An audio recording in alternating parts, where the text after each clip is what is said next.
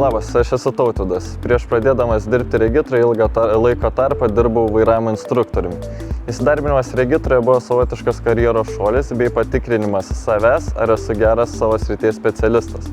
Todėl buvo labai įdomu įveikti reikiamus egzaminus, nes norint tapti egzaminuotoju, reikia išlaikyti teorijos, praktikos egzaminus, atlikti psichologinį testą bei įtikinti ir įrodyti savo norą dirbti Regitroje motyvacinio pokalbio metu. Manau, tai puikus būdas tiek pažinti save, tiek pasitikrinti savo turimą žinias bei įgūdžius.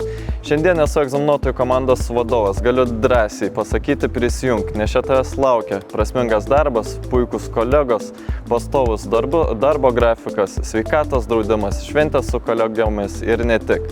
Liūdna nebus, prisijunk.